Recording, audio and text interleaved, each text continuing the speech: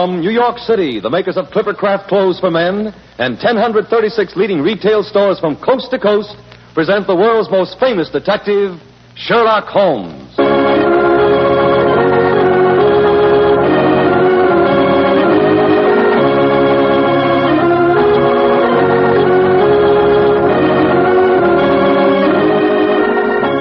Tonight's story, The Adventure of the Wooden Claw.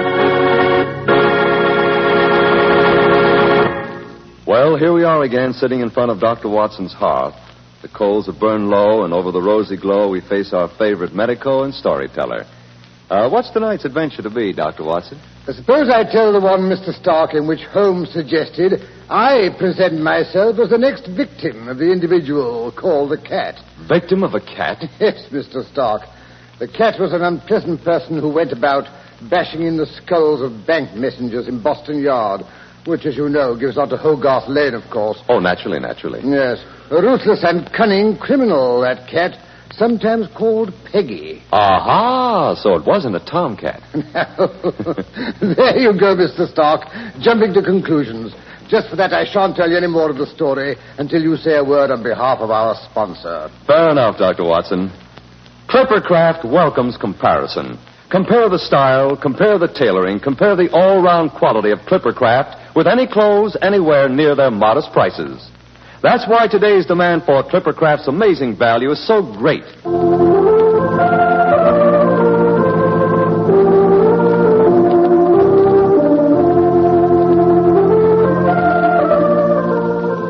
Now, Dr. Watson, will you go on with your story? With pleasure, Mr. Stark, with pleasure.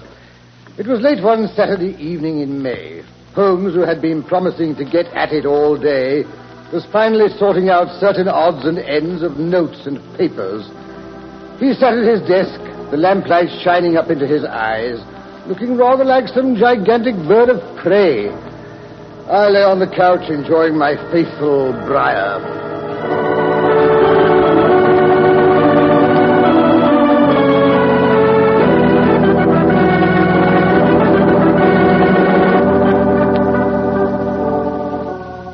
Watson, you better put out your pipe if you're going to drop off to sleep. Oh, well, I wasn't sleeping.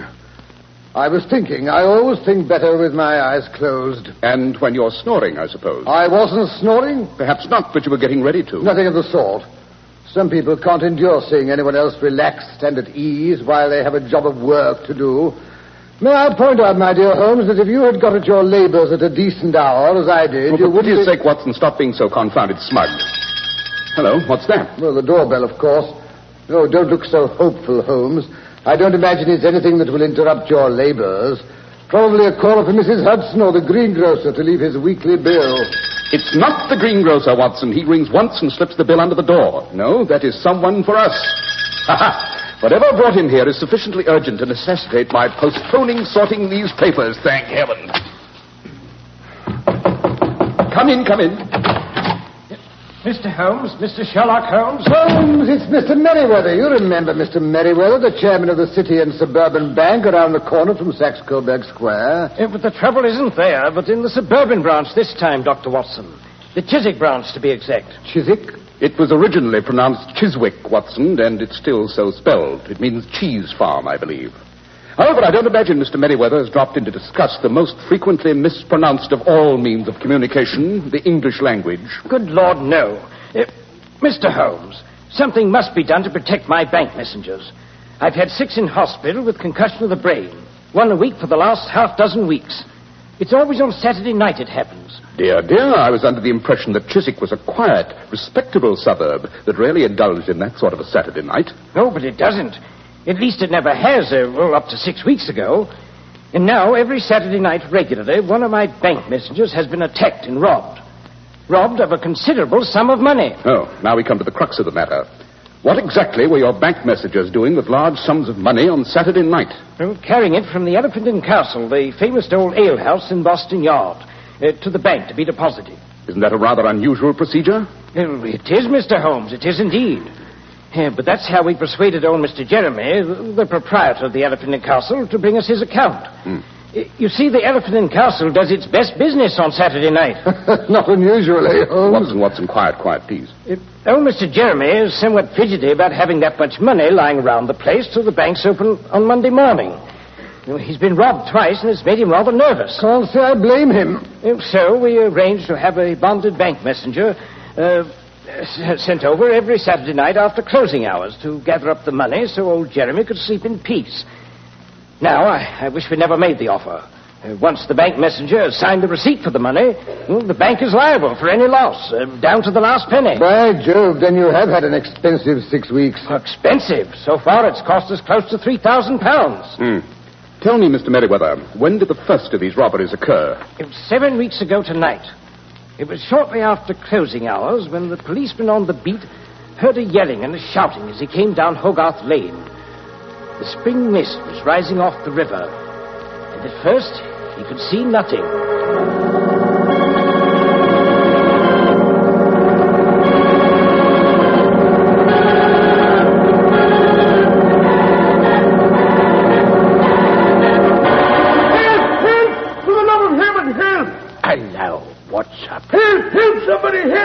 Somebody calling, but I can't see a blessed soul.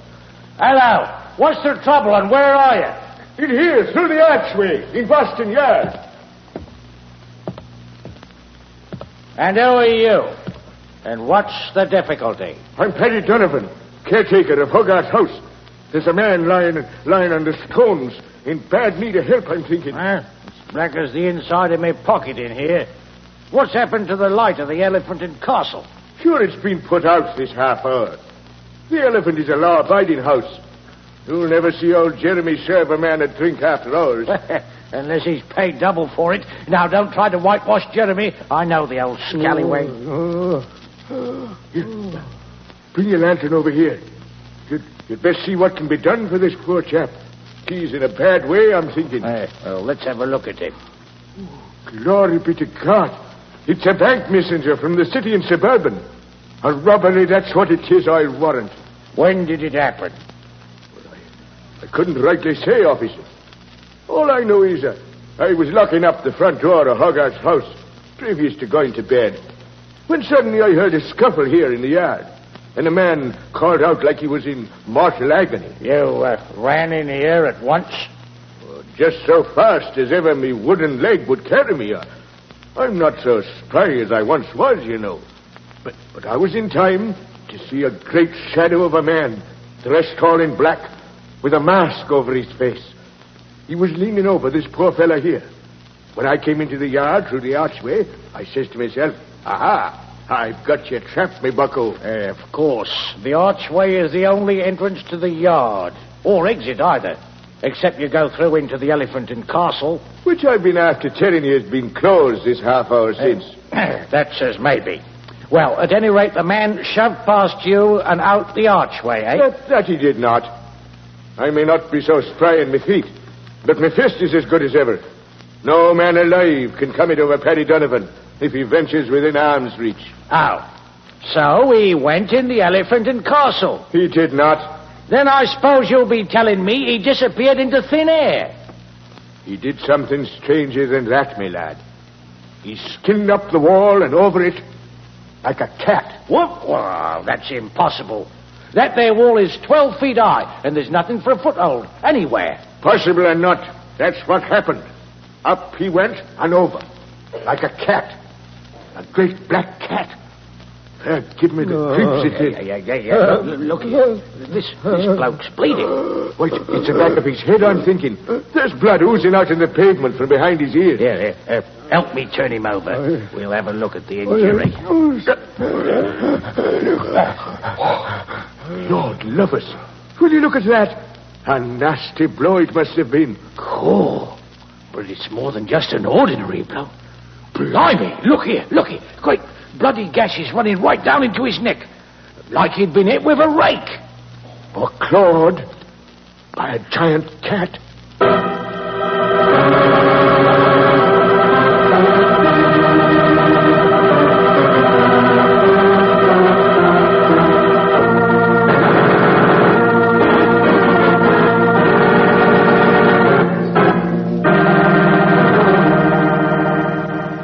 I saw those wounds, Mr. Holmes.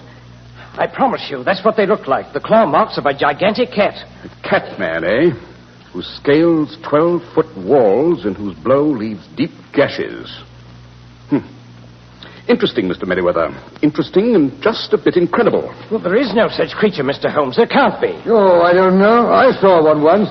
It was in that French music hall. Remember, Holmes? The chap went up a smooth, tiled wall nearly 16 feet high. I believe he had some sort of suction device attached to his hands and feet. Oh, that could account for it, I suppose. It might account for the fellow's disappearance over the wall, but not for the gashes and other significant phenomena. That is what interests me, Watson, those gashes. This man with a wooden leg, Donovan, I believe you said his name was. Is he a reliable witness, Mr. Merriweather? Why, yes, at least I suppose so. He's been caretaker at Hogarth House for over 15 years. Hogarth House is where they have the famous collection of Hogarth drawings and the like. It's open to the public daily, except Sundays, for a small fee. I'm afraid Donovan isn't kept over busy with visitors. He spends much of his time at the Elephant and Castle. That's it. He was drunk. Instead of seeing a pink elephant, he saw a man-sized black cat. Who was substantial enough to claw and rob a bank messenger. Oh, well, if you're going to be technical. Tell me, Mr. Merriweather, were this fellow with a wooden leg and mine host of the Elephant and Castle on good terms? Donovan and Jeremy have been cronies for years, Mr. Holmes. So then anything unusual that goes on at the Elephant and Castle would be known to both? Undoubtedly. In fact, I wouldn't be surprised if, between them, they'd cooked up a neat little scheme to do the bank out of a tidy sum of money. Of course, Holmes, I see it all. Incredible. Old Jeremy follows the messenger to me who has just handed the day's profits out into the courtyard, bludgeons him, and retires quickly with the money into his own premises. Then along hobbles Mr. Donovan with a cock and bull story about seeing an incredible cat-like creature. Jeremy recovers his day's earnings and is reimbursed by the bank as well. Whereupon he has to split the swag with Mr. Donovan and is consequently no better off than if he'd saved himself the trouble. I see your point, Mr. Holmes. But there are people, you know, who enjoy making a crooked sixpence more than a straight shilling. Oh, but good heavens, it's after 11, and I promised Jeremy I would be at the Elephant and Castle by closing time. You mean you're undertaking the job of bank messenger yourself tonight, Mr. Merriweather? Right, I'm not a particularly brave man, but I don't feel I have the right to ask an employee to take a risk I wouldn't wish to assume myself. Bravo. On the other hand, I'm not completely foolhardy. I think the danger would be considerably minimized if I were assisted by Mr. Sherlock Holmes and Dr. Watson. What do you say, Watson? Would you consider a possible encounter with a cat man who robs bank messengers a sufficient excuse for postponing tidying up my papers? What do you think, Holmes? I'll go and fetch my service revolver.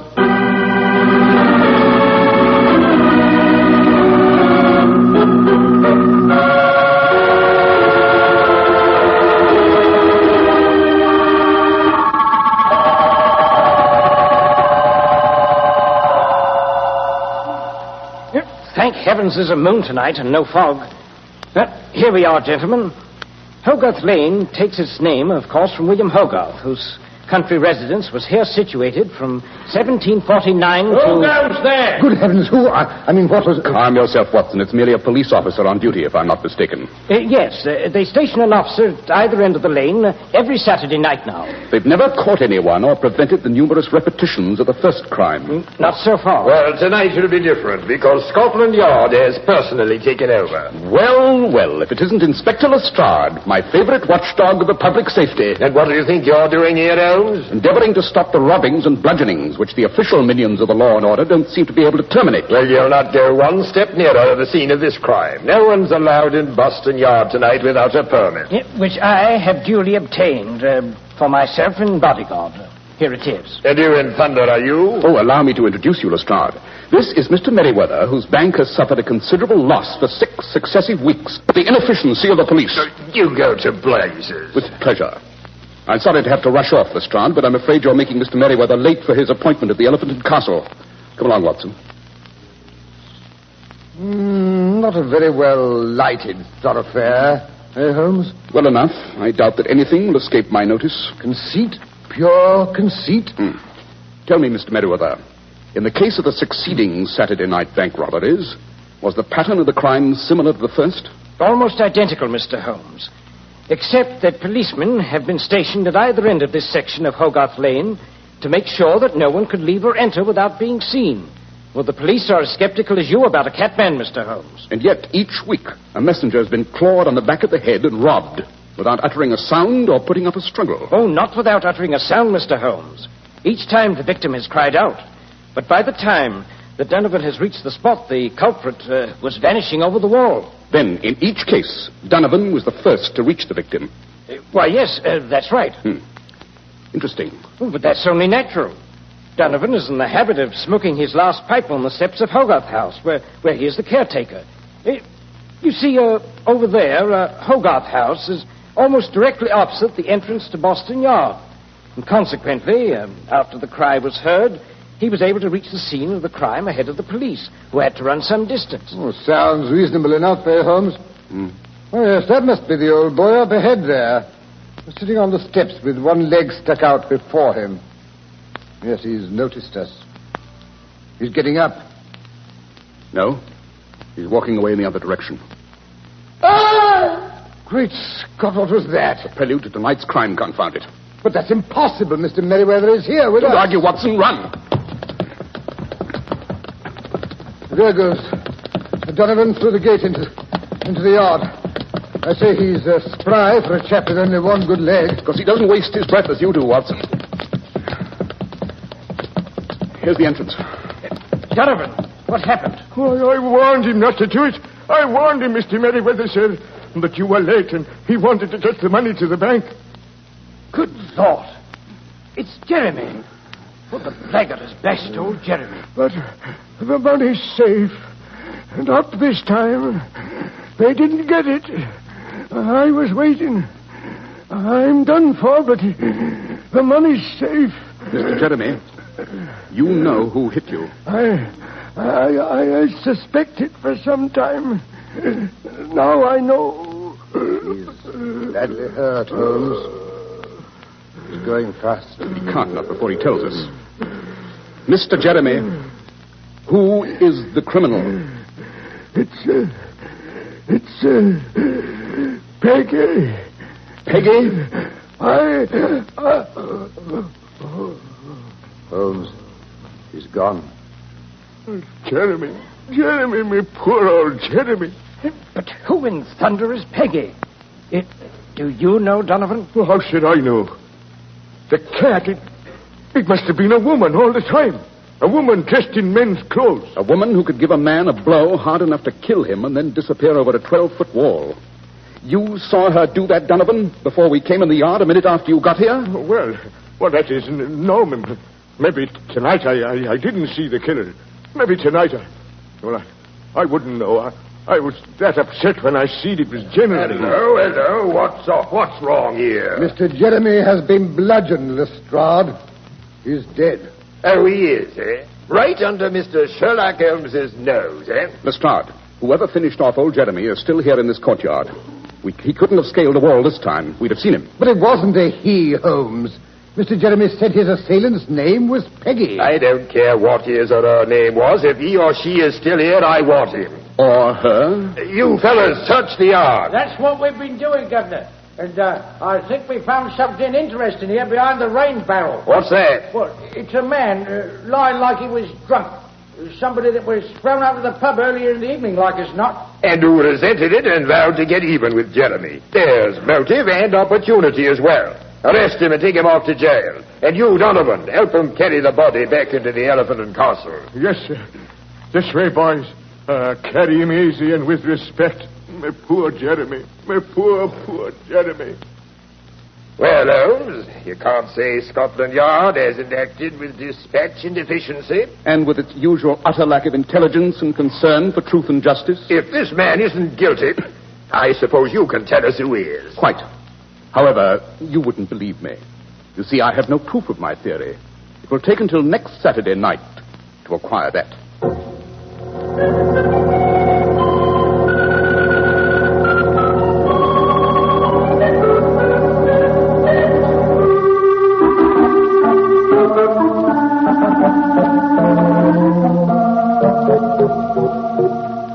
I feel dashed silly, Holmes.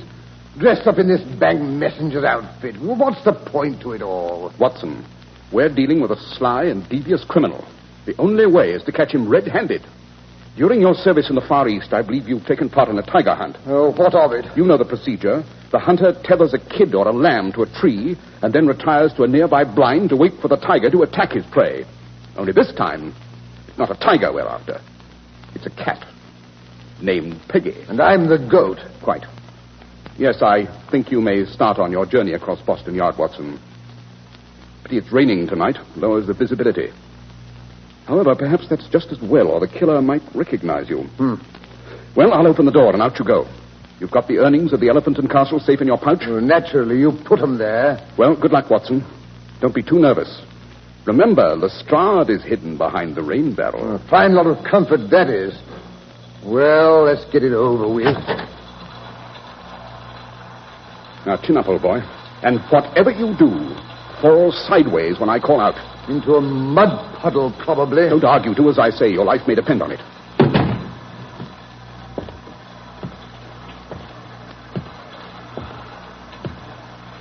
Good Lord. What a night. Teeming cats and dogs. Cats. Never cared much for cats. And this isn't going to improve my... What's that shadow slinking along the wall over there? Oh, confound this rain. I can't see a thing. Ah! What was that? Someone's coming this way. He's running through the gate. It's Donovan. Hey, Donovan, what's up? He's stopped. He's snatched up his wooden leg. Watson, duck! Now then, Donovan, I'll take that wooden leg if you don't mind, one with which you've bludgeoned 7 people. So it's you, Mr. Sherlock Holmes. Something told me this was my unlucky night. You can come out, Lestrade, and take the criminal in charge. You needn't prayer, Holmes. I saw the old thing. Well, got you red-handed this time, Donovan. Yes, you've got the criminal and his weapon. Notice the spikes in the upper end of this wooden leg. No wonder the victims looked as if they'd been clawed by a giant cat. Well, no use hanging about in this blasted rain. Come along, Donovan. You've slugged and robbed your last bank messenger. And it reminds me, Watson, where are you? Flat on the ground in a puddle, of course. Look at me. Nice mess. I say, Holmes, I'm still perplexed, you know. Why? Well, who was the man who screamed just now? Why did Jeremy say the cat's name was Peggy? And when did you first suspect Donovan was the criminal? The answers to those questions can wait, Watson, until I get you safely home in a hot tub. That puddle has soaked you to the skin. And besides, this is Saturday night.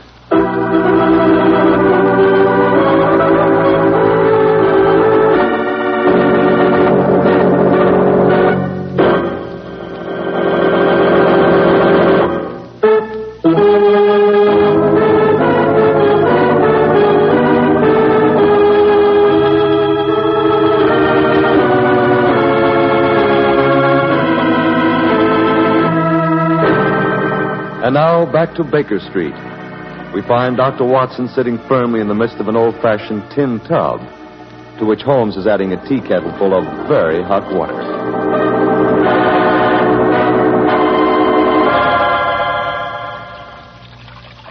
No! That's enough. Do you want to scald me? Yes, you are beginning to look nicely parboiled. Yeah, I think you'll do. Well, then, how about answering my questions? Oh, very well. 1. The man who screamed was never the victim, Watson. It was old Donovan who was building himself an alibi. He screamed when he saw his victim cross the yard. Then he dashed in, took off his leg, and bashed him, while the police were running down the street in answer to his shouts for help. 2. Jeremy said the cat's name was Peggy, because that's what he called Donovan. Many a peg-legged man is nicknamed Peggy, you know. And lastly, I knew Donovan was the criminal when Mr. Merriweather told us how distinctly he described the cat man who crawled over the fence on the night of the first robbery. But why was that suspicious? Elementary, my dear Watson. It was a dark, foggy night. He couldn't have seen the criminal in detail. Remember, it wasn't until the policeman had turned his dark lantern on the victim that he could tell he was a bank messenger. Q-E-D. I see. It's all so remarkably simple once you explain. It always is, Watson. It always is. Well, don't just stand there puffing yourself up. You might get busy and scrub my back, you know.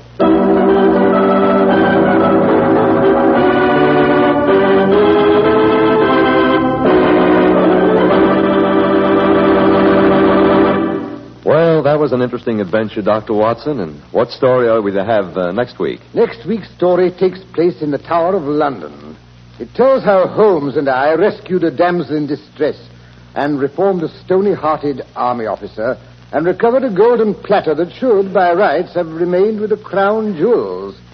I call it the case of King Philip's golden salver.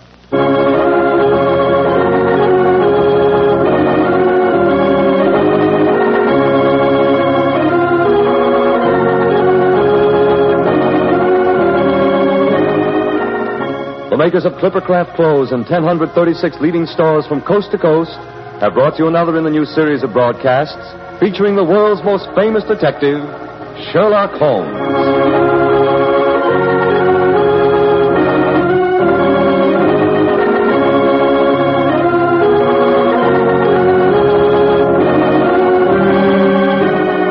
Our stories are based upon the character of Sherlock Holmes, created by Sir Arthur Conan Doyle. Sherlock Holmes is played by John Stanley, Dr. Watson by Alfred Shirley, and the dramatizations are by Edith Miser. Sherlock Holmes is produced and directed by Basil Lochran.